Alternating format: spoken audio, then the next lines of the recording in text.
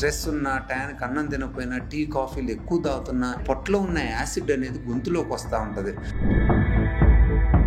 బాడీలో ఇమ్యూనిటీ తక్కువ ఉన్నా, విటమిన్ డి లెవెల్స్ తక్కువ ఉన్నా, స్ట్రెస్ ఎక్కువగా ఉన్నా, స్లీప్ సరిగా లేకపోయినా వీళ్ళ కోల్డ్ అటాక్స్ ఎక్కువగా వచ్చే అవకాశం ఉంటుంది. బయట వెహికల్ పొల్యూషన్ కావచ్చు, కన్స్ట్రక్షన్ పొల్యూషన్ కావచ్చు, అలానే ఇండస్ట్రియల్ కెమికల్ పొల్యూషన్, మన ఇళ్ళ చుట్టుపక్కల రాక్ కటింగ్ జరుగుతూ ఉంది. ఈ రాక్ స్మాల్ పార్టికల్స్ ముక్కులో వచ్చి డిపాజిట్ అయిపోయి ఒక్కోసారి థ్రోట్లోను లంగ్లోను కూడా డిపాజిట్ అవ్వచ్చు. కానీ కామన్గా ముక్కులో డిపాజిట్ అయ్యి క్రానిక్ సైనసైటిస్ ప్రాబ్లం వచ్చే అవకాశం ఉంది. ఈ ఎలర్జీ ఉన్న వాళ్ళు కనుక ముక్కు దూరం కనుక వంకర ఉన్నట్లయితే వాళ్ళు ఇంకా సఫరింగ్ ఎక్కువ ఉంటుంది. ఎందుకంటే ముక్కు దూరం నుంచి ముక్కు మూసిపోతూ ఉంటుంది. ఇప్పుడున్న సొసైటీలో అందరూ బిజీగా ఉంటున్నారు, చాలా స్ట్రెస్ లైఫ్ ఎక్కువ మందికి. అలానే రెస్ట్ తీసుకునే వాళ్ళు చాలా తక్కువ. యూజువల్గా ఎవ్రీడే కూడా ఏదో ఒక పని చేయడమో బయటికి పోవటమో చేస్తూ ఉంటారు.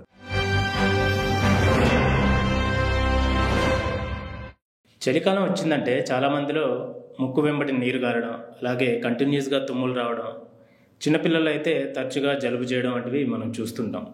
ఇక సీజన్తో సంబంధం లేకుండా గురక సమస్య, అడినాయిడ్ ప్రాబ్లమ్స్, సైనసైటిస్, ఇలా ఎన్నో సమస్యలు వేధిస్తూ ఉంటాయి. వీటన్నిటిని ఎలా పరిష్కరించుకోవాలి, వీటికి ప్రివెన్షన్ ఏంటి, వీటికి ఏమైనా ట్రీట్మెంట్స్ ఉంటాయా, వీటన్నిటి గురించి ఈరోజు మనం డాక్టర్ గారిని అడిగి తెలుసుకుందాం. ఈఎన్టీ రంగంలో 25 ఏళ్ల అనుభవం కలిగిన డాక్టర్ చావా ఆంజనేయులు గారు. నమస్తే డాక్టర్ గారు. నమస్తే, వెల్కమ్ టు 3TV. ఇప్పుడు జలుబు చేసినప్పుడు మన పెద్దవాళ్ళు అంటుంటారు, ఈ జలుబు చేసినప్పుడు టాబ్లెట్లు మందులు వాడినా వాడకపోయినా వారం రోజుల్లో తగ్గిపోతుందని చెప్తారు. దీంట్లో ఫ్యాక్ట్ ఎంతవరకు ఉందంటారు? చాలా వరకు ఏంటంటే ఆ టైంలో ఏంటంటే యూజువల్గా మనకి చిన్న జ్వరం వచ్చినా జలుబు వచ్చినా ఎక్కువ రెస్ట్ తీసుకునేవాళ్ళం అండి. Rest is important. మందులు వేసుకున్నా వేసుకోకపోయినా తగ్గిద్ది అన్నారంటే వాళ్ళ ఉద్దేశం ఏంటంటే ఎక్కువ మంది రెస్ట్ తీసుకునేవాళ్ళు. రెస్ట్తో పాటు యూజువల్గా మన బాడీలో ఇమ్యూనిటీ పెరిగేది, టిష్యూస్ కూడా ఇన్ఫ్లేమ్ అయ్యేది కాదు, జ్వరం తగ్గేది, జలుబు కూడా తగ్గేది. అంటే మనకు వైరల్ రెసిస్టెన్స్ వచ్చేది. యూజువల్గా ఏంటంటే ఒకసారి వైరల్ ఇన్ఫెక్షన్ వచ్చిందంటే మన ఆ బాడీ పెయిన్స్ తగ్గి రికవరీ కావడానికి 7 days పట్టిద్ది. సో ఓల్డెన్ డేస్లో వాళ్ళు ఎందుకు అన్నారంటే అది సరే మందులు వాడినా వాడకపోయినా రెస్ట్ ఇచ్చి మనం వేడి నీళ్ళు ఆవిరి పట్టుకుంటా, మంచి ఆహారం తీసుకుంటా, మంచిగా నిద్రపోతా 5 నుంచి 7 రోజులు రెస్ట్ తీసుకుంటే యూజువల్గా ఇప్పుడు మనకు కూడా ఎప్పుడన్నా జలుబు చేస్తే ఒకరోజు మంచిగా నిద్రపోయామంటే చాలా రిలాక్స్డ్గా ఉంటాం అనమాట. ద ప్రాబ్లం ఇప్పుడు ఇక్కడ ఏమొస్తుందంటే మందులు ఇవ్వకుండా 1 week వెయిట్ చేద్దామంటే ప్రజెంట్లో ఇప్పుడున్న సొసైటీలో అందరూ బిజీగా ఉంటున్నారు, చాలా స్ట్రెస్ లైఫ్ ఎక్కువ మందికి. అలానే రెస్ట్ తీసుకునే వాళ్ళు చాలా తక్కువ. యూజువల్గా ఎవ్రీడే కూడా ఏదో ఒక పని చేయటమో బయటికి పోవటమో చేస్తూ ఉంటారు. నిద్ర స్లీప్ ప్యాటర్న్స్ కూడా చాలా మారిపోయింది.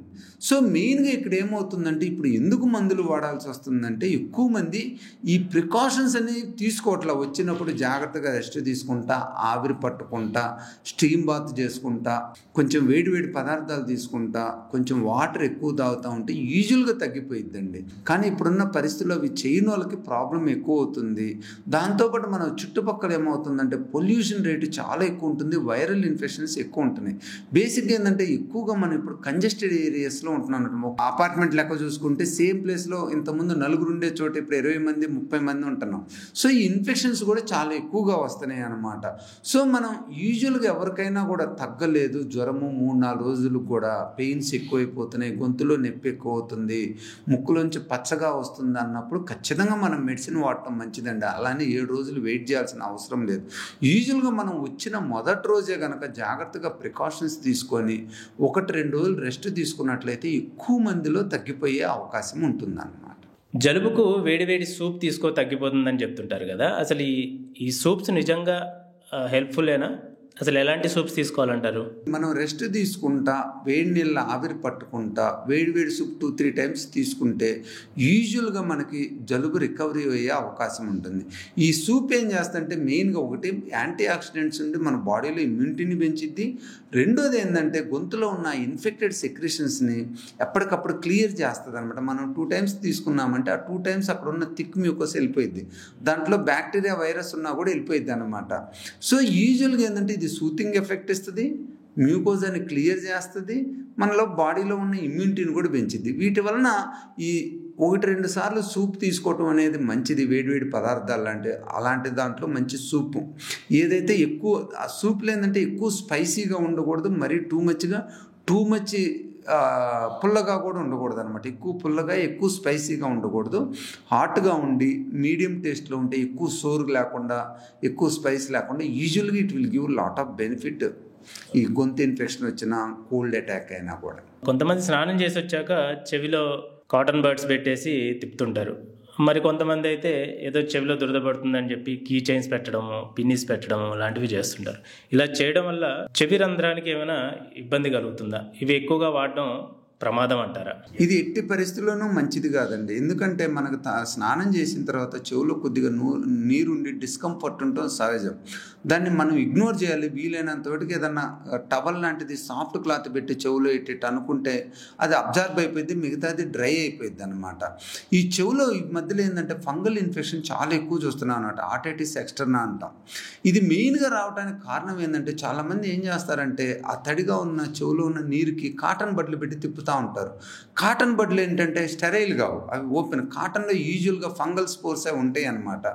ఈ ఫంగల్ స్పోర్స్ ఏమైందంటే ఆ వెట్ అట్మాస్ఫియర్లో అవి స్కిన్కి అటాచ్ అయిపోయి గ్రో అవుతాయి అన్నమాట. సో చాలామంది చెవి నొప్పితో వస్తుంటారు. వాళ్ళని హిస్టరీ తీసుకుంటే చెవిలో కాటన్ బట్టలు పెట్టి కూడా తిప్పుతూ ఉంటాం అంటారు. సో అది ఎట్టి పరిస్థితుల్లోనూ మంచిది కాదు. రెండోది, ఎస్పెషల్లీ డయాబెటీస్ పేషెంట్లు ఉన్న అలాంటి వాళ్ళు మటుకి చెవిలో కాటన్ బట్టలు పెట్టి తిప్పినా, పిన్నీసులు పెట్టి తిప్పినా, ఏదైనా హాట్ ఆబ్జెక్ట్తో తిప్పినట్లయితే అక్కడున్న స్కిన్ డ్యామేజ్ అయ్యి డేంజరస్ సూడోమోనాస్ ఇన్ఫెక్షన్ వచ్చే అవకాశం ఉంటుంది. ఇది స్కల్ బేస్ ఆస్టియోమైలైటిస్ అంటాం. చాలా డేంజర్ ఇన్ఫెక్షన్. తర్వాత ట్రీట్మెంట్ ఇవ్వటం కూడా చాలా కష్టం అన్నమాట. సో ఎస్పెషల్లీ షుగర్ ప్రాబ్లం ఉన్న పేషెంట్లు అయితే ఎట్టి పరిస్థితులను హార్డ్ ఆబ్జెక్టులను చెవిలో పెట్టుకొని తిప్పొద్దు. ఇంకోటి ఏంటంటే చాలామంది ఈ పిన్నీసులు కానీ కాటన్ బడ్స్ కానీ సరదా కూడా పెడతా ఉంటారు. ఒక్కోసారి యాక్సిడెంటల్గా ఫ్రెండ్ కానీ ఫ్యామిలీ మెంబర్, ఎందుకంటే వాళ్ళు నువ్వు చేతిలో కాటన్ బడ్ అవి ఉన్నాయని అనుకోరు. సడన్గా యాక్సిడెంట్గా తగిలినా కూడా అది పోయి చెవుగూబకు తగిలి చెవుగూబకు రంధ్రం పడే అవకాశం ఉంటుందన్నమాట. అలానే ఇంకోటి చూసినట్లయితే కొంతమంది బ్లడ్ థిన్నర్స్ వాడుతూ ఉంటారు. వాళ్ళలో కూడా ఈ కాటన్ బడ్స్ హార్డ్ సర్ఫేస్ అయినా వాడినా కూడా స్కిన్ డ్యామేజ్ అయినప్పుడు కంటిన్యూస్గా బ్లడ్ వస్తూ ఉంటుంది అనమాట. దాని మీద సెకండరీ ఇన్ఫెక్షన్స్ వచ్చే అవకాశం ఉంటుంది. సో యూజువల్గా వీలైనంత కాటన్ బడ్స్ కానీ హార్డ్ ఆబ్జెక్ట్స్ పిన్నిస్ కానీ అలాంటివి ఏం వాడద్దు. ఎప్పుడన్నా మీరు స్నానం చేసిన తర్వాత చెవులో ఏదైనా నీరుందనిపిస్తే సాఫ్ట్ క్లాత్ తీసుకొని దాంతో క్లీన్ చేసుకోవచ్చు. ఇంకోటి ఏంటంటే మనం దురద పడుతుంది కదా అని ఇంకా కాటన్ బడ్తో కానీ ఏదైనా తిప్పుతూ ఉంటే అక్కడ ఉన్న స్కిన్ అంతా డ్యామేజ్ అయిపోయి ఫైబ్రోస్ ఫామ్ అవుతుంది అనమాట. ఈ ఫైబ్రోస్ ఫామ్ అయినప్పుడు కంటిన్యూస్గా మనకు దురదంటనే ఉంటుంది అనమాట. ఇంకేంటంటే ఆ స్కిన్ డ్యామేజ్ కావటం వల్ల. సో ఎట్టి పరిస్థితుల్లో మీరు కంటిన్యూస్గా కాటన్ బడ్తో తిప్పొద్దు. దానివల్ల స్కిన్ డ్యామేజ్ అయ్యి పర్మనెంట్గా ఆ ఎగ్జిమేటస్ లీజన్స్ మన ఇయర్ కెనాల్లో ఫామ్ అయ్యే అవకాశం ఉంటుందన్నమాట. ఇప్పుడు ఫ్లైట్లో మనం ట్రావెల్ చేసేటప్పుడు టేక్ ఆఫ్ టైంలో కానీ ల్యాండింగ్ టైంలో కానీ విపరీతమైన శబ్దం వినిపిస్తుంటుంది. దీనివల్ల చెవి నొప్పి రావడం కానీ చెవిలో ఒక హోర్ రావడం లాంటిది మనం అబ్జర్వ్ చేస్తుంటాం. ఇవి రాకుండా ఉండాలంటే మనం ఎలాంటి ప్రికాషన్స్ తీసుకోవాలి? యూజువల్గా వాళ్ళకి ఏంటంటే ఈ మధ్యలో చాలామంది వస్తున్నారండి ఆ ప్రాబ్లమ్ తోటి. ల్యాండింగ్లోను ఫ్లయింగ్ పైకి వెళ్ళేటప్పుడు కానీ ఈ ఈస్టేషన్ ట్యూబ్ బ్లాక్ వల్ల కానీ కోల్డ్ ఉండటం వల్ల కానీ లేదంటే వాళ్ళకి ఆల్రెడీ లూజ్ అంటే మజిల్ వీక్నెస్, ప్యాట్లెస్ ఈస్టేషన్ ట్యూబ్ అంటాం. ఇవి ఉండటం వలన చెవులో నెగిటివ్ ప్రెషర్ వచ్చి పెయిన్ డెవలప్ అవుతుంటుంది అంట. మెయిన్గా వీళ్ళకి తీసుకునే ప్రికాషన్స్ ఏంటంటే చెప్పేవి, ఫ్లైట్ ఎక్కే 1 అవర్ నుంచి 30 మినిట్స్ ముందు స్టీమ్ ఇనలేషన్ పట్టుకోమని చెప్తాం. స్టీమ్ ఇనలేషన్ పట్టుకోవటం వలన ముక్కులో ఉన్న సెక్రెషన్స్ అన్నీ వెళ్ళిపోయి ముక్కు హైజీనిక్గా ఉంటుంది. రెండోది డీకంజెస్టెంట్ నేసల్ డ్రాప్స్ వేసుకోమని చెప్తాం. డిఫరెంట్ వస్తాయి అంటే ఆక్సిమెటజోలిన్, జైలోమెటజోలిన్. ఇవి కూడా 30 మినిట్స్ ముందు మనం వేసుకున్నట్లయితే ఆ ముక్కులో ఉన్న కండ సైజుని ఆ ఈస్టేషన్ ట్యూబ్ ఏరియాని ష్రింక్ చేసి ఆ ఈస్టేషన్ ట్యూబ్ని పెటెంట్గా ఉండేటట్టు చేస్తానమాట. దీంతోపాటు ఒక యాంటీస్టమిక్ డీకంజెస్టెంట్ ట్యాబ్లెట్ వేసుకోమని చెప్తాం. సాధారణంగా చెస్ట్ అండ్ కోల్డ్ కానీ సినారెస్ట్ ట్యాబ్లెట్ కానీ ఒక ½ అవర్ ముందు వేసుకోమని చెప్తాం. దీంతోపాటు ఫ్లైట్లో కూర్చున్న తర్వాత ఫ్లయింగ్ అయ్యేటప్పుడు కానీ దిగేటప్పుడు కానీ బబుల్ గమ్ కానీ ఏదన్నా మౌత్ మూమెంట్స్ ఇవ్వమని చెప్తాం. మౌత్ మూమెంట్స్ ఇవ్వడం వల్ల ఏమవుతుందంటే ఆ ఈస్టేషన్ ట్యూబ్ ఈ మూమెంట్స్ తోటి ఓపెన్ అవుతూ ఉంటుంది అన్నమాట. సో నెగిటివ్ ప్రెషరు అది ఎక్కువ బిల్డప్ కాకుండా ఉంటుంది చెవులో. యూజువల్గా సాధారణంగా ఈ ముక్కులో స్ప్రే ఒకటి, యాంటీస్టమిక్ ఒకటి, స్టీమ్ ఒకటి పట్టుకొని వాల్సాల్వమైన్ ఒకటి, నేను ఏదైతే ఇప్పుడు చెప్పానో బబుల్ గమ్ తినటం, గాలి తినటం ఇలాంటివి చేసినట్లయితే యూజువల్గా వీళ్ళకి నొప్పి తక్కువగా ఉంటుంది అన్నమాట. అలానే flight journey, international flight journeys more than 7 hours 8 hours ఉన్నట్లయితే ఇదే ప్రాసెస్ని రిపీట్ చేయాలన్నమాట. బేసిక్గా నేసల్ డ్రాప్స్ వేసుకోవటం. అలానే ల్యాండింగ్ కూడా 15 మినిట్స్ 30 మినిట్స్ బిఫోర్ కనుక మనం వేసుకున్నట్లయితే యూజువల్గా ఈ ఫ్లైట్ ప్రాబ్లమ్స్, ఈ చెవికి సంబంధించిన ఈ ఫ్లైట్లో జర్నీలు చేసేటప్పుడు వచ్చే ప్రాబ్లమ్స్ని చాలా ఒకటి తగ్గిపోతాయి, పేషెంట్లు కూడా కంఫర్టబుల్గా ఉంటారు. So once in a 6 months 1 year ఎప్పుడన్నా జర్నీలు చేసేటప్పుడు వీళ్ళు ఈ ప్రికాషన్స్ ఫాలో అవటం మంచిది. అలా కాకుండా కొంతమంది రెగ్యులర్గా జర్నీ చేస్తుంటారు, వాళ్ళు ముక్కులో దూలం వంకర ఉంటుంది, అలానే ముక్కులో కండ సైజు పెరిగి ఉంటుంది. ఇలాంటప్పుడు మనకి ఆ కండ సైజుని తగ్గించి ముక్కు దూలని సరిచేస్తా అలానే ప్రికాషన్స్ తీసుకున్నట్లయితే వాళ్ళకు కూడా ఈ జర్నీ ఎప్పుడు ప్రాబ్లం లేకుండా ఉంటుందన్నమాట. ఈ రోజుల్లో phones, head phones, ear phones, Bluetooth ఇలా వాడకుండా ఉండని వాళ్ళైతే ఎవరు లేరనుకోండి. సో ఇవి ఎక్కువగా వాడడం వల్ల మనకి వినికిడి సమస్యలు ఏమైనా వచ్చే ఛాన్సెస్ ఉన్నాయా? డెఫినెట్గా అండి. ఇప్పుడు మనం చూసినట్లయితే ఈఎన్టీ ప్రాబ్లమ్స్ నెంబర్ 1 అయినాయండి ఎక్స్టర్నల్ ఎన్విరాన్మెంట్ నుంచి. ఏంటంటే అవి మన చేతుల్లో లేవు. ఇప్పుడు ఆల్కహాల్ తాగే వచ్చే ప్రాబ్లం అనుకోండి, తను ఆల్కహాల్ ఆపేస్తే ఆ ప్రాబ్లం తగ్గిపోయిద్ది. అది లివర్ ప్రాబ్లం కావచ్చు ఎర్లీ స్టేజ్లో ఉన్నప్పుడు. అలానే స్మోక్ చేసేవాళ్ళు అనుకోండి, స్మోకింగ్ నుంచి వచ్చే లంగ్ ప్రాబ్లం. కానీ ఈఎన్టీ ప్రాబ్లమ్స్ ఇవాళ చూసినట్లయితే ఎక్కువ లైఫ్ స్టైల్ డిసీజ్, ఎక్కువ ఎన్విరాన్మెంటల్ ప్రాబ్లమ్స్ అనమాట. బేసిక్గా మనం ఎంత జాగ్రత్తగా ఉన్నా కూడా ఈ ప్రాబ్లమ్స్ వస్తూ ఉన్నాయి. ఫస్ట్ అండ్ ఫార్మోస్ట్ చూసినట్లయితే ఎన్విరాన్మెంటల్ పొల్యూషన్, అది మన చేతుల్లో లేదు. బయట వెహికల్ పొల్యూషన్ కావచ్చు, కన్స్ట్రక్షన్ పొల్యూషన్ కావచ్చు, అలానే ఇండస్ట్రియల్ కెమికల్ పొల్యూషన్ కావచ్చు. వాళ్ళు చూసినట్లయితే చుట్టుపక్కల మన ఇళ్ళ చుట్టుపక్కల రాక్ కటింగ్ జరుగుతూ ఉంది. రాక్ కటింగ్లో ఏమవుతుందంటే ఈ రాక్ స్మాల్ పార్టికల్స్ ముక్కులో వచ్చి డిపాజిట్ అయిపోయి ఒక్కోసారి థ్రోట్లోను లంగ్లోను కూడా డిపాజిట్ అవ్వచ్చు. కానీ కామన్గా ముక్కులో డిపాజిట్ అయ్యి క్రానిక్ సైనసైటిస్ ప్రాబ్లం వచ్చే అవకాశం ఉంది. సో ఈ విధంగా ఈ ఎన్విరాన్మెంటల్ పొల్యూటెంట్స్ నుంచి థ్రోట్ ప్రాబ్లం, సైనస్ ప్రాబ్లం, ముక్కు ప్రాబ్లం చాలా ఎక్కువ అవుతుందన్నమాట. సెకండ్ కామనెస్ట్ థింగ్ ఏంటంటే మనం చూసినట్లయితే ఫోను, హెడ్సెట్లు, బ్లూటూత్ వాడటం. ఇవేంటంటే కరోనా టైంలో చాలా ఎక్కువగా వాడటం మొదలుపెట్టారు. అంతకుముందు కొంతమందే వాడేవాళ్ళు, కానీ కరోనా తర్వాత అందరూ ప్రొఫెషనల్ పరంగా కానీ ఎడ్యుకేషన్, ఎస్పెషల్లీ పిల్లలు చూసినా కూడా ఆన్లైన్ క్లాసులు అటెండ్ అవుతాయి. ఎక్కువ మంది ఫోను, హెడ్సెట్, బ్లూటూత్, అలానే ప్రొఫెషనల్ పరంగా అంతా వర్క్ ఫ్రమ్ హోమ్ అట్మాస్ఫియర్లో ఎక్కువ హెడ్సెట్లు, బ్లూటూత్లే వాడేవాళ్ళు అనమాట. యూజువల్గా ఏంటంటే స్పీకర్లు పెట్టి ఎక్కువ మాట్లాడరు, ఎక్కువగా హెడ్సెట్, బ్లూటూత్ పెట్టే. సో ఎంటర్టైన్మెంట్ పర్పస్ చూసుకున్నా, ఎడ్యుకేషన్ పర్పస్ చూసుకున్నా, ప్రొఫెషనల్ పర్పస్ చూసుకున్నా కూడా ఈ హెడ్సెట్లు, బ్లూటూత్లు వాడటం చాలా ఎక్కువైంది.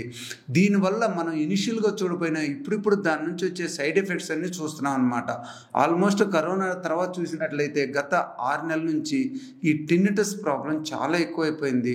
టిన్నిటస్తో పాటు hearing loss, ear pain, discomfort. కొంతమంది ఇమీడియట్గా చెబుతారు, ఏమంటే మేము 2 నిమిషాలు ఫోన్ మాట్లాడంలో చెవులో నొప్పి వస్తుందని. అంటే వాళ్ళ చెవులు సెన్సిటివ్ అయినాయి అనమాట. ఇలా ఫోన్ వాడటం వల్ల ఏమవుతుందంటే బేసిక్గా మన లోపల చెవులు ఉన్న హెయిర్ సెల్స్ డ్యామేజ్ అవుతాయి. రెండోది ఏంటంటే అక్కడ ఉన్న బ్లడ్ వెజల్స్ కూడా స్పాజమ్స్లోకి వెళ్ళిపోతాయి అనమాట. కంటిన్యూస్గా noise, that is one type of trauma అనమాట. దీనివల్ల ఇప్పుడు చాలా మందిలో కూడా మేము ఈ sudden sensory neural hearing loss అనేది చూస్తున్నాం అనమాట. ఈ sudden sensory neural hearing loss అనేది మనం గత 10-15 సంవత్సరాల క్రితం చూస్తే చాలా రేర్ కండిషన్. కానీ ఇవాళ ఇడియోపతిక్ సడన్ హీరింగ్ లాస్ అనేది చాలా కామన్ అయిపోయింది.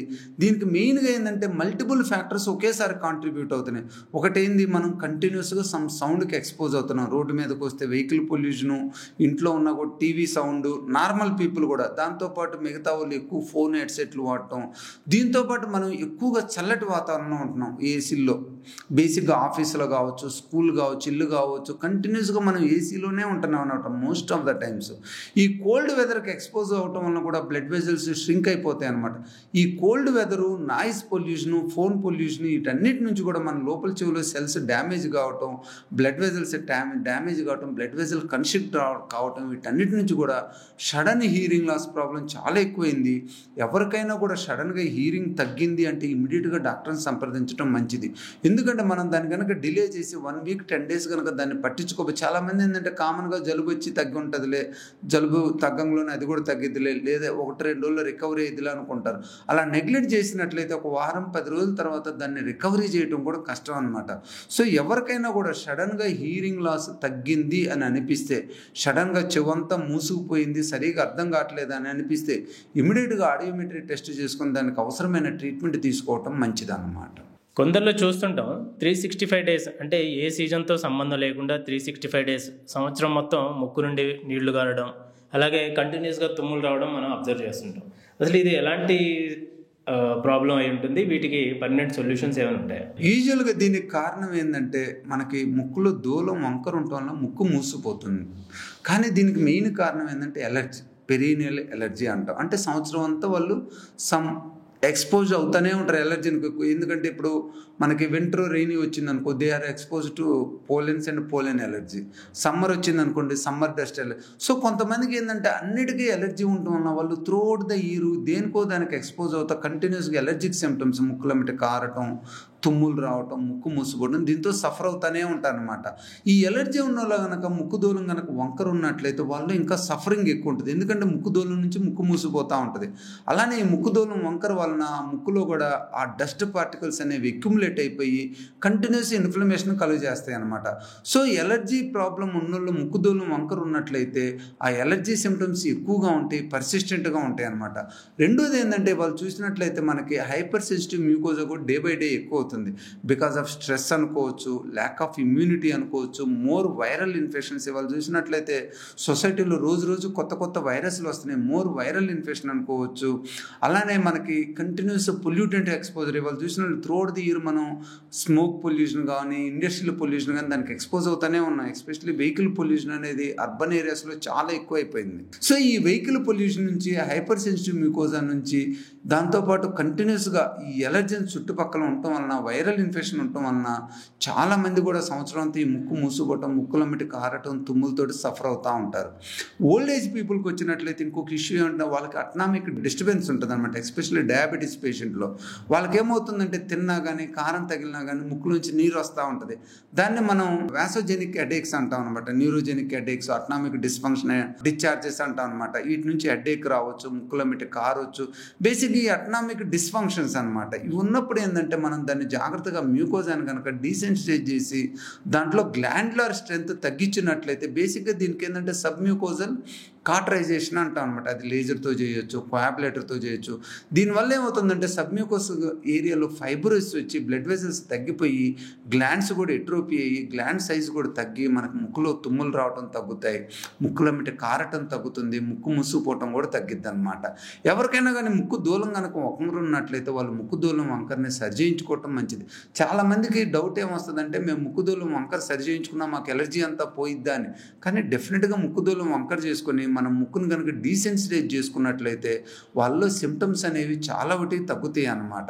ఒకవేళ ఎవరికన్నా ఇది చేసిన తర్వాత కూడా తుమ్ములు ఎక్కువగా ఉన్నా, ముక్కులమిటి కారుతున్నా వాళ్ళకి ఎలర్జిక్ స్కిన్ ప్రిక్ టెస్ట్ చేసి సాధారణంగా మనకుండే ఎలర్జీస్ ఏంటంటే డస్ట్ ఎలర్జీ ఉంటుంది, లేదంటే పోలెన్ ఎలర్జీ ఉంటుంది, లేదంటే మనకి ఎవరికన్నా డాగు క్యాట్లు ఇళ్లలో ఉంటే వాటి నుంచి ఎలర్జీ ఉండొచ్చు. వీటికి మనం స్పెసిఫిక్గా ఇమ్యూనోథెరపీ ద్వారా డీసెన్సిటైజ్ చేసుకున్నట్లయితే వీళ్ళకి ఈ ఎలర్జీ సిమ్టమ్స్ కూడా తగ్గే అవకాశం ఉంటుందన్నమాట. పిల్లల్లో ఎక్కువగా జలుబు చేయడం చూస్తుంటాం. జలుబుతో పాటు చెవి నొప్పి, చెవిపోటు వస్తుందని కూడా చెప్తుంటారు. అసలు జలుబుకి చెవిపోటుకి కనెక్షన్ ఏంటి అసలు? పిల్లల్లో సాధారణంగా జలుబు వస్తే యూజువల్గా చెవిలో నొప్పి వచ్చే అవకాశం ఉంటుందన్నమాట. ఎస్పెషల్లీ ఈ పిల్లల్లో జలుబు చేసినప్పుడు ఏమవుతుందంటే ఆ ముక్కులో కండ పెరిగిద్ది, ఎడినాయిడ్ సైజ్ కూడా పెరిగిద్ది అనమాట. ఈ జలుబు ఆ ముక్కులో ఉన్న సెక్రీషన్స్, అది ఇన్ఫెక్టెడ్ సెక్రీషన్స్ కావచ్చు, ఎలర్జీ సెక్రీషన్స్ కావచ్చు, ఆ ముక్కు నుంచి చెవికి ఈస్టేషన్ ట్యూబ్ ద్వారా వెళ్ళిపోయింది అనమాట. పిల్లల్లో ఏంటంటే ఈస్టేషన్ ట్యూబ్ లెంత్ తక్కువ ఉంటుంది, దాంతోపాటు అది హారిజాంటల్గా ఉంటుంది. పిల్లలు పనుకున్నప్పుడు ఆ ముక్కులో ఉన్న సెక్రేషన్స్ ఈజీగా చెవులోకి వెళ్ళి పిల్లల్లో especially mid night, early morning అవర్స్లో చెవి నొప్పి సివియర్గా వచ్చి చాలామంది పేరెంట్స్ పిల్లల్ని తీసుకొస్తుంటారు అనమాట. అడిగితే జలుబు కూడా ఉందని చెప్తారంట. యూజువల్గా ఈ జలుబు వచ్చినప్పుడు చెవిలో నొప్పి వచ్చే అవకాశం పిల్లల్లో చాలా ఎక్కువ ఉంటుంది. అలానే పెద్దల్లో కూడా ఈ మధ్యలో చాలామంది వస్తున్నారు. ఎవరికైతే ముక్కులో ఇన్ఫ్లమేషన్ ఉంటుందో, ముక్కులో టర్బినేట్ హైపర్ట్రోఫీ ఉంటుందో, జలుబు ఉంటుందో వాళ్ళలో కూడా కొంచెం ప్యాథోజెన్సిటీ ఎక్కువ ఉన్న ఆ బ్యాక్టీరియా వైరస్కి, లేదా ఆ కోల్డ్ అటాక్ సివియర్గా వచ్చినా కూడా ఆ ముక్కు నుంచి చెవులోకి ఇన్ఫెక్షన్ పోయి కానీ, లేదా ముక్కులో దాని ఎండ్ ఉంటుంది అనమాట, ఈస్టేషన్ ట్యూబ్ ఎండ్, నాసోఫెరింజియల్ ఎండ్ అంటాం అనమాట. అక్కడ కనుక బ్లాక్ అయినా కూడా నెగిటివ్ ప్రెషర్ డెవలప్ అయ్యి మనకు చెవులో నొప్పి వస్తుంది. ఎస్పెషల్లీ కోల్డ్ ఉన్నప్పుడు కనుక మనం ఫ్లైట్ జర్నీలు చేస్తే ఈ చెవి నొప్పి ఇంకా ఎక్కువగా వచ్చే అవకాశం ఉంటుంది. ఎందుకంటే నెగిటివ్ ప్రెషర్ నుంచి మన ఈస్టేషన్ ట్యూబ్ కొంత బ్లాక్ అయింది, కోల్డ్ నుంచి కూడా కొంత బ్లాక్ అయింది. ఈ కంబైన్డ్ ఎఫెక్ట్ నుంచి చాలా మందిలో కూడా ఫ్లైట్ దిగంలోనే సివియర్ నొప్పి రావటం, వినికిడి తగ్గటం, చెవంతా మూసిపోయినట్టు ఉండటం జరుగుతుంటుంది అన్నమాట. చెవి నుండి చీము కారడం, అలాగే ఒక రకమైన బ్యాడ్ స్మెల్ వస్తుంటుంది చెవిలో నుంచి. అసలు ఇది రావడానికి రీజన్స్ ఏమై ఉంటాయి? దీనికి సొల్యూషన్ ఏంటి? యూజువల్గా చెవులో కనుక చీమ వస్తూ ఉంటే సాధారణంగా ఎక్కువ సార్లు వస్తూ ఉంటే మటుకి చెవు గోపుకి రంధ్రం పడిందని అర్థం అండి.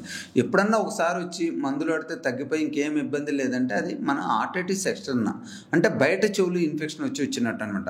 అలా కాకుండా జలుబు చేసినప్పుడల్లా చీమ వస్తున్నా, చెవులోకి నీరు పోయినప్పుడల్లా చీమ వస్తున్నా, అలానే మనం మందులు వాడి తగ్గి మళ్ళీ కొన్ని రోజుల తర్వాత వస్తుందంటే చెవు గోపుకి రంధ్రం పడిందని అర్థం అన్నమాట. దాన్ని ఎట్టి పరిస్థితుల్లోనూ మనం నెగ్లెక్ట్ చేయకూడదు. ఎందుకంటే యాజ్ ఎర్లీ యాజ్ పాసిబుల్ దాని ట్రీట్మెంట్ ఇచ్చినట్లయితే, దా హోల్ను క్లోజ్ చేసినట్లయితే మనకి ఫర్దర్ డ్యామేజ్ జరగకుండా ఉంటుంది, వినికిడి కూడా తగ్గకుండా ఉంటుంది. ఎందుకంటే ఎన్నిసార్లు ఎక్కువగా ఇన్ఫెక్షన్ వస్తే అన్నిసార్లు మనకి వినికిడి తగ్గే ఛాన్స్ ఎక్కువ ఉంటుంది అనమాట. ఆ ఇన్ఫెక్షన్ నుంచి ఆ ఇన్ఫ్లమేటరీ మీడియేటర్స్ అనేవి లోపల చెవులోకి వెళ్ళి అక్కడ ఉన్న టిష్యూస్ని డ్యామేజ్ చేసి హీరింగ్ లాస్ను కలిగిస్తుంటాయి అన్నమాట. రెండోది ఏంటంటే చెవులో కనుక చీమితో పాటు బ్యాడ్ స్మెల్ వస్తుంటే ఎట్టి పరిస్థితుల్లో నెగ్లెక్ట్ చేయకూడదండి. ఎందుకంటే ఆ బ్యాడ్ స్మెల్ వస్తుందంటేనే అక్కడ బోన్ ఇన్ఫెక్షన్ ఉందని అర్థం. దాన్ని అన్సేఫ్ సిఎస్ఓఎం అంటాం. అది కొలిస్టెటోమా కావచ్చు, గ్రాన్యులేషన్స్ కావచ్చు. ఎస్పెషల్లీ బ్యాడ్ స్మెల్తో పాటు చీమ వస్తుంటే మటుకి ఖచ్చితంగా మైక్రోస్కోప్లో ఎగ్జామినేషన్ చేయించుకోవాలి. కొలిస్టెటోమా ఉన్న బోన్ ఇన్ఫెక్షన్ ఖచ్చితంగా దాన్ని మనం ఆపరేషన్ ద్వారా ఇమ్మీడియట్గా నయం చేసుకోవాలి. లేనట్లయితే ఆ బోన్ అంతా డ్యామేజ్ అవుతాయి, ఫర్దర్ కాంప్లికేషన్స్ వచ్చే అవకాశం ఉంటుంది. ఫేషియల్ నర్వ్ పాలసీ కావచ్చు, ఒక్కోసారి ఇంట్రాక్రేనియల్ కాంప్లికేషన్, మెనింజైటిస్, బ్రెయిన్ యాబ్సెస్లు కూడా వచ్చే అవకాశం ఉంటుందన్నమాట. దానివల్ల ఏమవుతుందంటే ఫ్యూచర్లో ఆ కాంప్లికేషన్స్ వచ్చినప్పుడు పర్మనెంట్గా కూడా మనకి కొన్ని డిజేబిలిటీస్ వచ్చే అవకాశం ఉంటుంది. సో చెవిలో చీమ వస్తుంటే మటుకి ఎట్టి పరిస్థితిలో నెగ్లెక్ట్ చేయొద్దు. ఇమీడియట్గా డాక్టర్ గారిని సంప్రదించి దాన్ని సింపుల్ ఆపరేషన్స్ ద్వారా నయం చేయించుకోవటం మంచిదన్నమాట. డాక్టర్ గారు, సైనసైటిస్కి నేను మెడిసిన్స్ వాడుతున్నాను అయినా తగ్గడం లేదు అని మీ దగ్గరకు వచ్చి కంప్లైంట్ చేస్తుంటారు. అసలు ఈ సైనసైటిస్కి పర్మనెంట్ సొల్యూషన్ అంటూ ఏమైనా ఉందా? ఎలాంటి ప్రికాషన్స్ తీసుకోవాలి? డెఫినెట్గా మనం ఫస్ట్ సైనస్ అంటే వాళ్ళ సిమ్టమ్స్ ఏందో చూడాలండి. ముక్కు మూసిపోతుందా, ముక్కులమిటి కారుతుందా, తుమ్ములు వస్తున్నాయా, తలనొప్పి వస్తుందా. సాధారణంగా ముక్కు ఒక్కటే మూసిపోతుంది, వేరే ఇబ్బంది. ఎందుకంటే జనరల్గా అందరూ ఏంటంటే సైనస్ అనేది కామన్ వర్డ్లా వాడతారు. అడిగి ముక్కు మూసిపోయి వేరే ఇబ్బందులు ఏమీ లేకపోయినా పేషెంట్ సైనసే అంటారు. సో యూజువల్గా ముక్కు ఒక్కటే మూసిపోతుంది, వేరే ఇబ్బంది లేదంటే ముక్కులో బోను వంకర ఉండటం కానీ కండ సైజ్ పెరగటం కానీ అని అర్థం అనమాట. యూజువల్గా దాన్ని మనం సింపుల్ సర్జరీ ద్వారా సెప్టోప్లాస్టీ, ఇన్ఫీరియర్ టర్బినోప్లాస్టీ ద్వారా నయం చేసినట్లయితే యూజువల్గా వాళ్ళకి ఆ బ్రీతింగ్ ప్రాబ్లం తగ్గిపోతుంది. రెండోది ఎలర్జీ ప్రాబ్లం. కొంతమందిలో ఎలర్జీ ఉంటుంది, తుమ్ములు వస్తుంటాయి, ముక్కులమిటి కారుతుంటుంది, ముక్కు మూసిపోతూ ఉంటుంది. అలాంటి వాళ్ళు ఎలర్జిక్ స్కిన్ ప్రిక్ టెస్ట్ చేస్తాం. దేనికి ఎలర్జీ ఉందో చూసి దాన్ని అవాయిడ్ చేయమని చెప్తాం. కొన్ని ఉంటాయి, మనం కొంత తగిలినా కూడా ఎక్కువ ఇంటెన్సిటీ ఎలర్జీ ఉంటుంది. డస్ట్ ఉందనుకోండి, మనం ఇంట్లో 100% క్లియర్ చేయలేం. కొద్దిగా గొప్ప ఉంటుంది. ఆ కొద్దిగా గొప్ప దాన్ని కూడా కొంతమంది బాగా టూ సెన్సిటివ్గా ఉంటారు. అలాంటి వాళ్ళు ముక్కుని డీసెన్సిటైజ్ చేసి టర్బినేట్ రిడక్షన్ చేసి బోన్ వంకరు ఉంటే దాన్ని తగ్గించి ఇమ్యూనోథెరపీ ఇచ్చినట్లయితే యూజువల్గా వీళ్ళకి తగ్గిపోయింది. ఇంకోటి ఏంటంటే ఈ ఎలర్జీతో పాటు సైనస్ ప్రాబ్లం ఉంటుంది అనమాట. అంటే ముక్కు సైనస్ అన్నీ ఇన్వాల్వ్ అయి ఉంటాయి ఇన్ఫ్లమేషన్ తోటి. అలాంటి వాళ్ళు ఎండోస్కోపిక్ సైనస్ సర్జరీ ద్వారా ముక్కును క్లియర్ చేసి ఎలర్జీ ఉన్నట్లయితే దాన్ని అవాయిడ్ చేసి అవసరమైతే ఇమ్యూనోథెరపీ ఇచ్చినట్లయితే యూజువల్గా నయమైపోయింది. ఓల్డెన్ డేస్లో అపోహ అండి, యూజువల్గా సైనస్ వస్తే ఇంక తగ్గదు అని. యూజువల్గా సైనస్ అంటే మనం బేసిక్గా ఏంటంటే పర్సిస్టెంట్గా ఉండే ప్రాబ్లమ్నే సైనసైటిస్ అంటామండి. సంవత్సరానికి ఒకసారి 2 సార్లు జలుబు చేస్తే దాన్ని సైనస్ పేషెంట్ అనం. ఎందుకంటే ప్రతి మనిషికి సంవత్సరంలో 1-2 సార్లు జలుబు చేయటం అనేది చాలా సహజం అన్నమాట. యూజువల్గా మందులు వాడితేనో రెస్ట్ తీసుకుంటేనో తగ్గిపోయి, అలా కాకుండా పర్సిస్టెంట్గా ప్రాబ్లం ఉండే వాటినే మనం సైనసైటిస్ పేషెంట్లు అంటాం అనమాట. ఇలాంటి వాళ్ళలో మనం కంబైన్డ్ అప్రోచెస్ సర్జరీ ద్వారా, ఇమ్యూనోథెరపీ ద్వారా వాళ్ళకున్న ప్రాబ్లం బట్టి మెయిన్గా ఏంటంటే వీళ్ళకి ఆపరేషన్ తర్వాత ముక్కుని వాటర్తో శుభ్రం చేసుకోవటం అంటాం. జలనేతి విధానం ద్వారా ముక్కుని శుభ్రం చేసుకుంటా డాక్టర్ తోటి 6 నెలల్లో సంవత్సరానికి ఒకసారి ఫాలో అప్ ఉంటే ఏదన్నా మనం నెగ్లెక్ట్ చేసిన ప్రికాషన్స్ని, ఏదన్నా వ్యాధి ఎర్లీగా ఉన్నా కూడా డాక్టర్ దానికి మీకు ఎప్పటికప్పుడు అటెన్షన్ పే చేయిస్తాడు. దాంతోపాటు మనం ఫ్లూ షాట్ వ్యాక్సిన్స్ ఇయర్లీ ఒకసారి తీసుకున్నట్లయితే మన బాడీలో ఆ వైరస్ కూడా యాంటీబాడీస్ డెవలప్ అయ్యి యూజువల్గా ఈ కోల్డ్ అటాక్స్ రాకుండా ఉంటాయి. సైనసైటిస్ కూడా పూర్తిగా క్యూర్ అవుతుంది అని చెప్పి వచ్చింది. అబ్బో గొంత మన ఫ్యామిలీస్లో కానీ ఫ్రెండ్స్లో కానీ మనం చూస్తుంటాం, అబ్బాయి ఈడంత అదృష్టవంతుడురా, పడుకోగానే నిద్ర పట్టేస్తుంది, హాయిగా గురక పెడుతూ నిద్రపోతున్నాడు, బాగా డీప్ స్లీప్లోకి వెళ్ళిపోయాడు అని మనం అనుకుంటుంటాం. ఇలా గురక పెడుతూ నిద్రపోవడం అనేది డీప్ స్లీప్లోకి వెళ్ళినట్టుగా సంకేతమా, లేక ఇదేమైనా డిసీజ్ కింద మనం పరిగణించాలా? యూజువల్గా ఈ గురక అనేది మంచిది కాదండి. ఎస్పెషలీ మనం పిల్లల్లో చూసినా, టీనేజర్స్లో చూసినా, మిడిల్ ఏజ్ వాళ్ళు చూసిన. ఎల్డర్ పీపుల్లో ఓకే, ఎందుకంటే వాళ్ళకి కొంచెం మజిల్స్ వీక్గా ఉంటాయి కాబట్టి దాన్ని ఫిజియలాజికల్ స్నోరింగ్ అంటాం. ఎప్పుడైతే సాఫ్ట్ ప్యాలెట్ మజిల్స్, వాళ్ళకి బాడీలో మజిల్స్ వీక్ ఎలా ఉంటుందో అలానే సాఫ్ట్ ప్యాలెట్ మజిల్స్ కూడా వీక్గా ఉండి ఆ గాలి పొయ్యి వస్తా వాళ్ళకి గురకు వస్తూ ఉంటుంది. కానీ యంగ్ ఏజ్లో పిల్లల్లో గురక అనేది, దీన్ని పెథలాజికల్ స్నోరింగ్ అంటాం అన్నమాట. వీళ్ళు నోరు తెరిచి గట్టిగా సౌండ్ చేస్తూ ఉంటారన్నమాట. దీనివల్ల మెయిన్ ఏంటంటే వాళ్ళకి గురకు వస్తుంది లేదా నోరు తెరుస్తున్నాడంటే ముక్కులోంచి గాలి ఫ్రీగా వెళ్ళట్లేదని అర్థం అన్నమాట. ఎప్పుడైతే ముక్కులోంచి గాలి ఫ్రీగా వెళ్ళదో అప్పుడు మనకు గురక రావటం, మౌత్ బ్రీతింగ్ అనేది మొదలైంది. పిల్లల్లో చూసినట్లయితే సాధారణంగా ఎడినాయిడ్ ప్రాబ్లం, టాన్సిల్ ప్రాబ్లం నుంచి అవుతుంది అనమాట. అదే పెద్దోళ్ళలో చూసినట్లయితే సాధారణంగా ఇప్పుడు చూసింది ఏంటంటే ఒబేసిటీ ప్రాబ్లం మెయిన్ రీజన్ అవుతుంది అనమాట. చాలామంది కూడా ఒబేసిటీగా ఉంటున్నారు, ఫిజికల్ యాక్టివిటీ ఉండట్లా. ఫిజికల్ యాక్టివిటీ లేకపోవటం వల్ల మజిల్స్ అన్నీ కూడా టోన్ అప్ అయ్యి ఉండవు. ఎక్కువ మంది అసలు మాట్లాడరు కూడా మాట్లాడరు. ఒకప్పుడు ఏంటంటే యోగాలో ఈ వాయిస్ అనేది, థ్రోట్ ఎక్సర్సైజ్ అనేది చాలా కామన్గా ఉండి డిఫరెంట్ వాయిస్ మాన్యూవర్స్ ద్వారా అప్పుడు ఏమవుతుందంటే సాఫ్ట్ ప్యాలెట్ మజిల్స్ అన్నీ కూడా టెన్స్ అప్ అవుతాయి అనమాట, టోన్ ఉంటాయి, ఈజీగా ఫాల్ కావు. అలానే నెక్ మజిల్స్ కూడా టోన్ అప్ అయి ఉంటాయి అనమాట. ఇప్పుడు ఈ ల్యాక్ ఆఫ్ ఫిజికల్ యాక్టివిటీ వలన, అలానే ఒబేసిటీ వలన ఈ మజిల్స్ టోన్ లేకపోవటం, థిక్గా నెక్ ఉండటము, అలానే రేర్ సిచ్యువేషన్లో ఎపిగ్లాటిక్ పెథాలజీ అంటాం. బేస్ టంగ్, ఎపిగ్లాటిస్, ఎస్పెషల్లీ ఇది కూడా ఒబేసిటీ ఉన్న వాళ్ళలోనే ఉంటుంది. వీటి వలన స్నోరింగ్ వస్తుంది అనమాట. ఎవరైతే బేసిక్గా స్నోర్ చేస్తా స్లీప్ డిస్టర్బ్ అవుతారు, కదులుతూ ఉంటారు, అది వెరీ డేంజర్ సిగ్నల్ అండి. కదులుతూ ఉంటున్నారంటే వాళ్ళకి ఏంటంటే బాడీలో ఆక్సిజన్ లెవెల్స్ సరిగ్గా లేవని అర్థం. బేసిక్గా గురక పెడతా, స్నోరింగ్ చేస్తా కదులుతున్నాడంటే మనకి బాడీలో ఈ బ్లడ్లో ఉండాల్సిన ఆక్సిజన్ లెవెల్స్ తక్కువైనప్పుడు ఏమవుతుందంటే బ్రెయిన్కి సరిగా గాలి అందక వాళ్ళు డీప్ స్లీప్లోకి వెళ్ళరు అన్నమాట. సో కదులుతూ ఉంటారు. కదిలితే ఏమైంది, కొంచెం మజిల్స్ టోన్ అప్ అవుతాయి, మళ్ళీ వాళ్ళకి కొంచెం ఆక్సిజన్ వస్తే మళ్ళీ. కానీ ఇది ఎట్టి పరిస్థితుల్లోనే మంచిది కదా. ఎస్పెషల్లీ ఎవరికైతే లాంగ్ స్టాండింగ్ ఉంటుందో దీనివల్ల సివియర్ కాంప్లికేషన్స్ వచ్చే అవకాశం ఉంటుంది. ఎస్పెషల్లీ చిన్నప్పటి నుంచి గురుకున్నట్లయితే టీనేజర్స్కి, టీనేజర్ నుంచి గురుకున్నట్లయితే మిడిల్ ఏజ్కి, మధ్యలో చూస్తుంటే చాలామంది యంగ్ ఏజ్లో సడన్ హార్ట్ అటాక్స్తో కూడా చనిపోతున్నారు. దీనికి మెయిన్ కారణం ఏమవుతుందంటే వాళ్ళు కార్డియోమెగలీ ఉండటం, అలానే ఆక్సిజన్ లెవెల్ సరిగ్గా లేకపోవటం వలన ఆ cardiac ischaemic attacks, brain attacks, stroke attacks ఇవన్నీ వస్తూ ఉంటాయి అన్నమాట. ఎస్పెషల్లీ లాంగ్ టర్మ్ కనుక ఈ స్నోరింగ్, హైపాక్సియా ప్రాబ్లమ్స్ ఉన్నట్లయితే కార్డియోమెగలీ, పల్మనరీ హైపర్ టెన్షన్ వ్యాధి కూడా డెవలప్ అయ్యే అవకాశం ఉంటుంది. ఈ కార్డియోమెగలీ, పల్మనరీ హైపర్ టెన్షన్ ఉంటే మటుకి వాళ్ళకి తర్వాత హార్ట్ లంగ్ ట్రాన్స్ప్లాంటే చేయాల్సి వస్తుంది అనమాట. వాళ్ళకి మందులు కూడా సరిగ్గా పనిచేయవు, ఏదో కంట్రోల్ చేసినట్టే ఉంటుంది. సో స్నోరింగ్ని, పెథలాజికల్ స్నోరింగ్ని ఎట్టి పరిస్థితుల్లో నెగ్లెక్ట్ చేయొద్దు. మనం ఒకసారి డాక్టర్ గారిని సంప్రదించి, యూజువల్గా ఈ పెథలాజికల్ స్నోరింగ్కి ఏంటంటే వెయిట్ని ఖచ్చితంగా మనం తగ్గించుకోవాలి. రెండోది ముక్కు దూలం వంకర ఉండటం, కండ సైజు పెరగటం, ఎడినాయిడ్ హైపర్ట్రోఫీ ఉండటం, అలానే మెడలో టాన్సిలర్ ఏరియా దగ్గర పెరగటం, టాన్సిల్ కింద భాగంలో థిక్ టిష్యూస్ ఉంటాం. యూజువల్గా వీటి నుంచి ఇది అవుతుంటుంది అనమాట.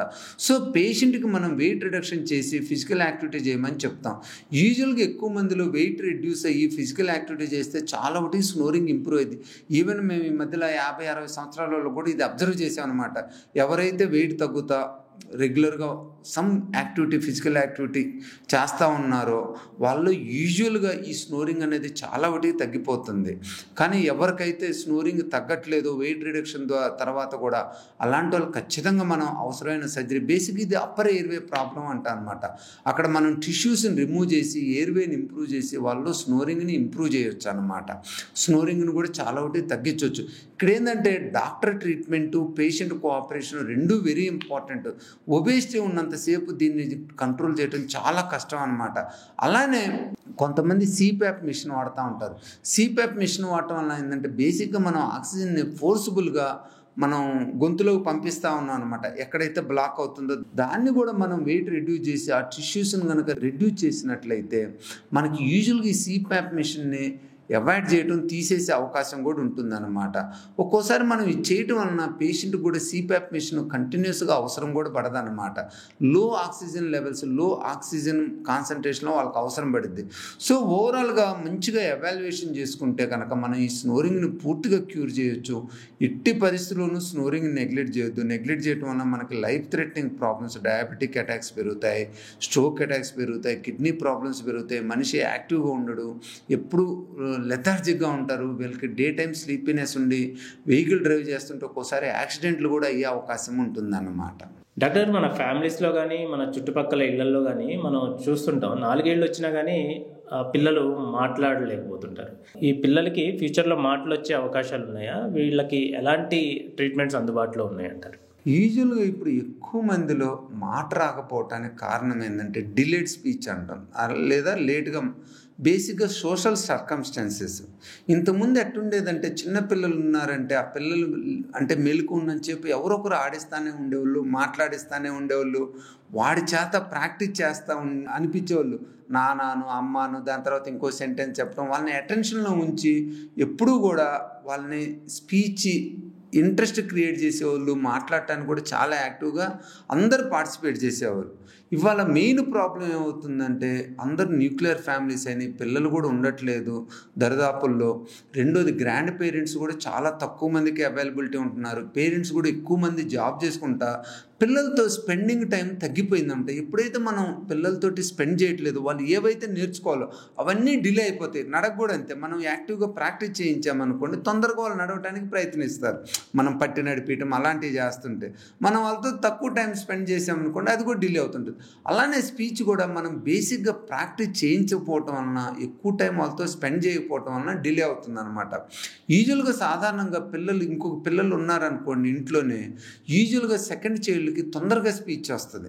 ఎందుకంటే ఆ పిల్లోడు ఈ పిల్లోడిని మాట్లాడిస్తూ ఉంటాడు, యాంకరింగ్ చేస్తూ ఉంటాడు, యాక్టివ్గా ఒకరినొకరు పార్టిసిపేట్ చేస్తూ ఉంటారు అనమాట. ఎస్పెషలీ ఈ పిల్లలు ఎవరైతే ఉంటారో వాళ్ళు మిగతా వాళ్ళు ప్రాక్టీస్ చేయడం తక్కువ ఉంటుందో వాళ్ళల్లో ఈ డిలేడ్ స్పీచ్ ఇష్యూ ఉందన్నమాట. ఏదేమైనా కూడా 1.5 to 2 years కనుక మన స్పీచ్ సరిగా రాకపోయినా, స్పీచ్ మనం అనుకున్నంత లేకపోయినా ఇమ్మీడియట్గా స్పీచ్ పెథాలజిస్ట్ని కలవటం మంచిదన్నమాట. ఎందుకంటే వాళ్ళు మనకి స్పీచ్ ఇంప్రూవ్ చేయాలనేది ప్రాక్టీస్ చేయిస్తారు, ప్రాక్టీస్ నేర్పుతారు, తర్వాత మనల్ని అటెన్షన్ పే చేయించి ఇంట్లో కూడా దాన్ని ఇంప్రూవ్ అయ్యేటట్టు చేస్తారనమాట. అలానే కొంచెం ఒక్కోసారి ఈ ఆటిజం చిల్డ్రన్ కూడా ఉంటారనమాట.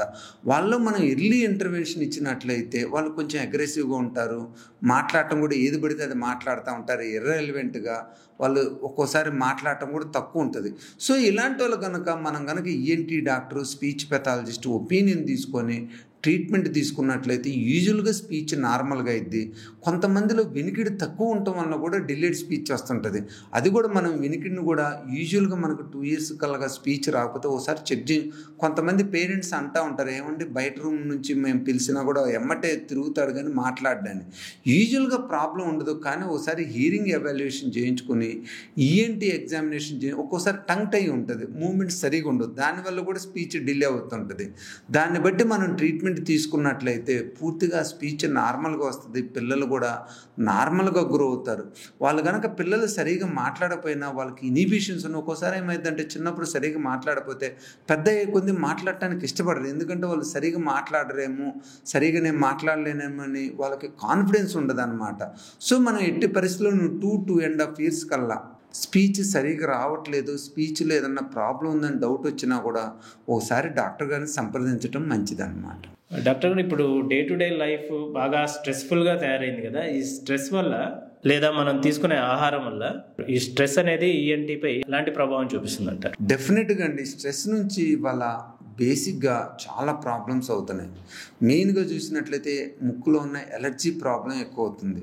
స్ట్రెస్ ఉన్న వాళ్ళు మ్యూకోజల్ సెన్సిటివిటీ ఎక్కువగా ఉంటుంది, ఎలర్జీని కూడా ఎక్కువగా వాళ్ళు ఇమ్మీడియట్గా రియాక్ట్ అవుతూ ఉంటారు. సో మనకి బాడీలో ఇమ్యూనిటీ తక్కువ ఉన్నా, విటమిన్ డి లెవెల్స్ తక్కువ ఉన్నా, స్ట్రెస్ ఎక్కువగా ఉన్నా, స్లీప్ సరిగా లేకపోయినా వీళ్ళ కోల్డ్ అటాక్స్ ఎక్కువగా వచ్చే అవకాశం ఉంటుంది, ఎలర్జీ ప్రాబ్లం కూడా ఎక్కువగా ఉండే అవకాశం ఉంటుంది. సెకండ్, స్ట్రెస్ నుంచి గ్యాస్ట్రోఇసోఫేజియల్ రిఫ్లెక్స్ డిసీజ్ అంటామండి. అంటే పొట్టలో ఉన్న యాసిడ్ అనేది గొంతులోకి వస్తూ ఉంటుంది. వీళ్ళకి ఈ స్ట్రెస్ ఉన్న, టయానికి అన్నం తినకపోయినా, టీ కాఫీలు ఎక్కువ తాగుతున్నా ఈ గ్యాస్ట్రోఇసోఫేజియల్ రిఫ్లెక్స్ డిసీజ్ ఎక్కువ ఉంటుంది అనమాట. దీని నుంచి చాలామందిలో గొంతులో ఫారెన్ బాడీ సెన్సేషన్ ఉండటం, గొంతు ఇరిటేషన్గా ఉండటం, గొంతులో నొప్పి రావటం, నోట్లో మంటగా ఉండటం, వాయిస్ చేంజెస్ రావటం జరుగుతుందన్నమాట. ఈ గ్యాస్ట్రోఇసోఫేజియల్ రిఫ్లెక్స్ డిసీజ్ అనేది directly related to the stress అన్నమాట. సో స్ట్రెస్ ఉన్న వాళ్ళు యూజువల్గా మన గొంతు ప్రాబ్లమ్స్, నోస్ ప్రాబ్లమ్స్ చాలా ఎక్కువ ఉంటాయి. అలానే వాయిస్ ప్రాబ్లమ్స్కి వచ్చినట్లయితే స్పాస్మోటిక్ డిస్ఫోనియాస్ ఉంటాం. యాంగ్జైటీ, స్ట్రెస్ ఉన్న వాళ్ళు ఈ వాయిస్ అనేది సరిగా రాదు, ఆగిపోతూ ఉంటుంది అనమాట. కొంచెం మాట్లాడతారు, ఆగిపోతూ ఉంటుంది. ఈ స్పాస్మోటిక్ డిస్ఫోనియాస్ కూడా ఎక్కువగా ఉండే అవకాశం ఉంటుందన్నమాట. అలానే ఈ స్ట్రెస్ ఉన్న వాళ్ళు వేగ్ పెయిన్స్ అంటాం. అంటే మెడ మీద, తల మీద, ముఖం మీద వేగ్గా పెయిన్స్ ఉంటాయి. ఒకసారి ఇక్కడ అంటారు, ఒకసారి ఇక్కడ అంటారు, ఒకసారి గొంతులో ఉందంటారు, ఒకసారి ముఖం మీద అంటారు, ఒకసారి. సో వేగ్ పెయిన్స్ మన హెడ్ అండ్ నెక్ రీజియన్లో ఎక్కువగా ఉండే అవకాశం ఉంటుంది. అలానే స్ట్రెస్ ఉన్న వాళ్ళు మైగ్రేన్ అటాక్స్ చాలా ఎక్కువగా ఉండే అవకాశం ఉంటుంది. మైగ్రేన్ అంటే తలనొప్పి రావటం, యూజువల్గా ఒక పక్క, కొంతమందిలో 2 పక్కలు రావచ్చు అనమాట. ఈ స్ట్రెస్ వలన ఈ మైగ్రేన్ అటాక్స్ చాలా ఎక్కువ ఉంటాయి. అలానే స్ట్రెస్ రిలేటెడ్ వర్టిగో ప్రాబ్లమ్స్ అంటాం. చెవికి సంబంధించిన బ్యాలెన్స్ సిస్టమ్ ఎఫెక్ట్ కావటం, బ్యాలెన్స్ డిస్టర్బ్ కావటం, ఇది కూడా జరుగుతూ ఉంటుంది అనమాట.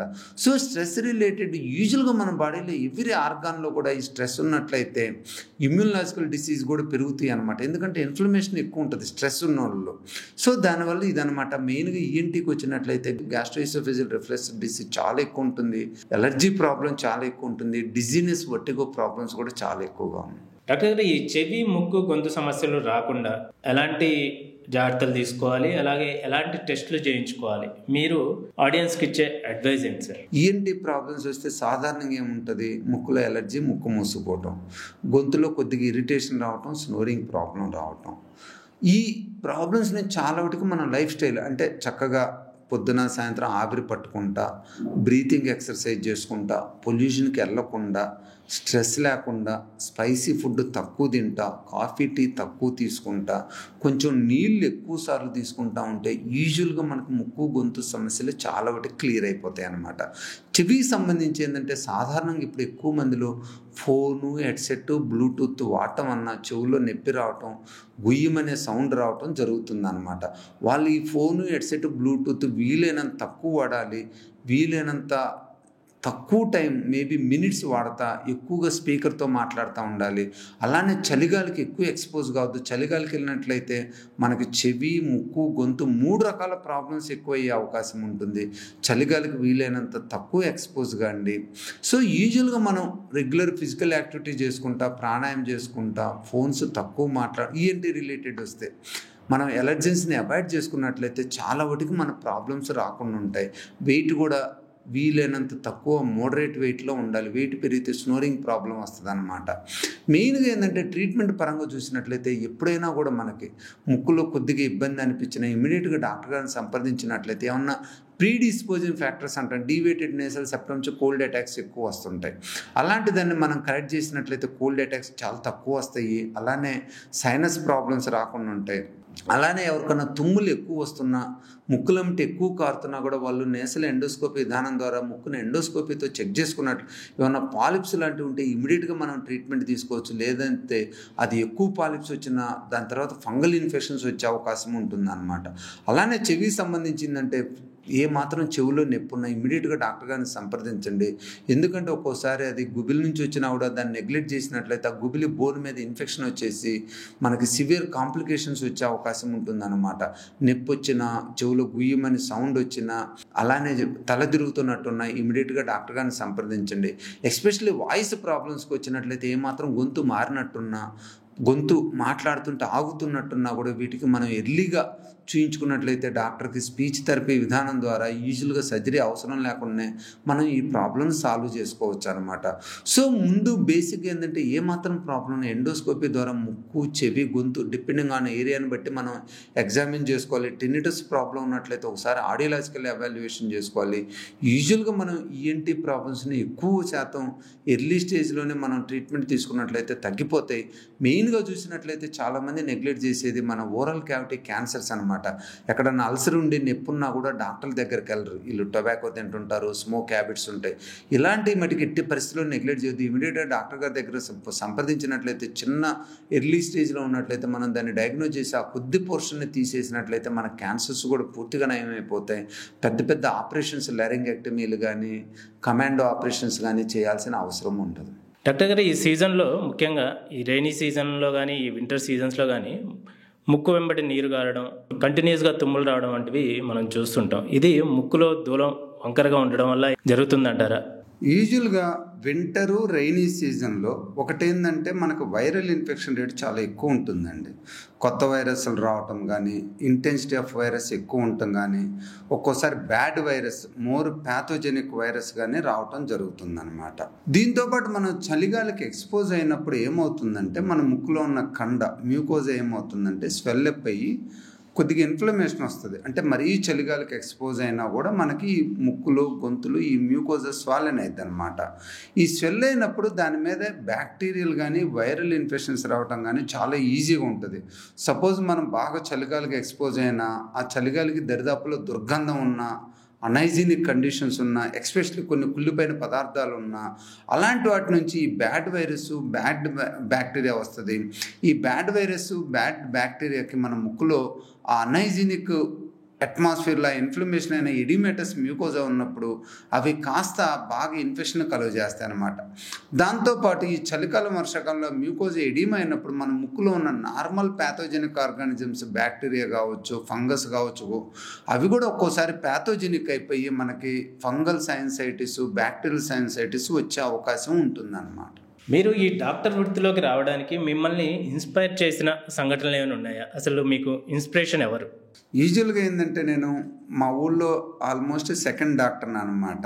మా ఊళ్ళో మా రిలేటివ్స్ అవుతారు. పూర్ణచంద్రరావు గారు అని పెదనాన్నగారు ఫస్ట్ డాక్టర్ అనమాట. తర్వాత అందరం కలిసి తిరుగుతూ ఉండేవాళ్ళం. అప్పుడు అనుకున్నాను అనమాట, డాక్టర్ అయితే బాగుంటుంది, డాక్టర్ ప్రొఫెషన్ చాలా. ఎందుకంటే ఫస్ట్ మా ఊళ్ళో ఉన్న ప్రొఫెషనల్ డాక్టరు, ఇంజనీర్ కూడా లేరు అప్పటికి. ఆయన చూసిన తర్వాత అనిపించింది, అలానే అనుకోకుండా ఇంటర్మీడియట్లో కూడా బైపీసీ తీసుకున్నాను. ఇంకా 10th దాకా నాకు ఏ బ్రాంచ్ అనేది తెలియదు అనమాట. వన్స్ బైపీసీ తీసుకున్న తర్వాత ఇంకా డాక్టర్ అవ్వాలని గట్టిగా అనుకున్నాను. ఆ తర్వాత ఇంటర్మీడియట్లో బాగా కష్టపడ్డాను. స్టేట్ ర్యాంక్ కూడా మంచిగా వచ్చింది, 78 ర్యాంకు. ఆ తర్వాత మంచి కాలేజీ, గుంటూరు మెడికల్ కాలేజీలో 89-90 బ్యాచ్లో చేరాను. ఆ తర్వాత ఇంకా ఆ డాక్టర్ ప్రొఫెషన్ మీద చాలా ఫోకస్డ్గా చేసుకుంటా. తర్వాత నెంబర్ 1 ఇన్స్టిట్యూట్ అని మన all India institute of medical science ఢిల్లీలో చేరాను. అలా ఫస్ట్లో ఇంటర్మీడియట్లో డాక్టర్ అవ్వాలనుకున్నాను. ఆ డాక్టర్ ఎంబీబీఎస్ చేరిన తర్వాత టాప్ ఇన్స్టిట్యూట్లో చదవాలనుకున్నాను. అలా 2 కోరికలు కూడా నెరవేరినాయి అన్నమాట. మీ కెరీర్లో మీరు ఎన్ని సర్జరీలు చేసి ఉంటారు? నేను ఎయిమ్స్లో ఉన్నప్పుడు చూసినట్లయితే డైలీ, అప్పట్లో మాకు క్వాంటిటీ ఆఫ్ వర్క్ ఎక్కువ ఉండేది, రెసిడెంట్స్ కానీ డాక్టర్స్ కానీ తక్కువ ఉండేవాళ్ళం. డైలీ 10 సర్జరీలు అలా చేసుకుంటూ పోయామన్నమాట, ఆల్టర్నేట్ డేస్. సో ఈ కేసును చూడలేదు, ఈ డిసీజ్ను చూడలేదు, లేదా ఈ సర్జరీ చేయలేదు అని అనకుండా అన్ని రకాల సర్జరీస్, అన్ని రకాల టెక్నిక్స్కు బాగా ఎక్స్పోజ్ అయ్యాయి అనమాట. ఆ తర్వాత నేను 2004లో హైదరాబాద్ వచ్చి మల్టీ స్పెషాలిటీ బ్రాంచెస్ని కూడా బాగా ఫోకస్ చేసి డెవలప్ చేశాను. అంతకుముందు అంత అవగాహన ఉండేది కాదు. ENT neuro surgery combination, skull base సర్జరీస్కి, అలానే ENT ophthalmology combination, especially dacryocystorhinostomy. నేను వచ్చిన కొత్తలో అందరికీ ఎండోస్కోపిక్ డాక్రోసిస్టోరైనాస్టమీ చేయటం, అలానే ఆర్బిటల్ డీకంప్రెషన్ చేయటం, ఆప్టిక్ నర్వ్ డీకంప్రెషన్ చేయటం, ఎండోస్కోపీ, ఇవన్నీ కూడా హైదరాబాద్ వచ్చిన తర్వాత ఏవైతే మేము ఎయిమ్స్లో advanced surgeries, multi speciality surgery చేసామో అవన్నీ కూడా హైదరాబాద్లో స్టార్ట్ చేశాను. హైదరాబాద్లో ఎల్వి ప్రసాద్ కావచ్చు, నిమ్స్ కావచ్చు, కిమ్స్ కావచ్చు, గ్లోబల్ హాస్పిటల్ కావచ్చు 2006, అలానే వివేకానంద హాస్పిటల్, వీటన్నిటిలో కూడా ఈ అడ్వాన్స్డ్ సర్జరీస్, అడ్వాన్స్డ్ టెక్నాలజీతో కాంప్లికేటెడ్ సర్జరీస్ అన్నీ కూడా చేస్తూ వచ్చాం. చాలా సర్జరీలు చేసామండి. యూజువల్గా లెక్కేస్తే 40-50 వేలు మినిమం అయితే చేసి ఉండొచ్చు, ఇంకా ఎక్కువే ఉండొచ్చు. సో నంబర్ ఆఫ్ సర్జరీ చేసాం, నంబర్ ఆఫ్ డిసీజ్ని ట్రీట్ చేసాం, number of advanced surgeries, advanced ఎక్విప్మెంట్తో కూడా చేసాం అన్నమాట. ఈఎన్టీకి సంబంధించిన ఎన్నో విషయాలు మా ఆడియన్స్తో షేర్ చేసుకున్నందుకు thank you very much sir. Thanks for coming. Thank you అండి. Thanks for being with us. Thank you.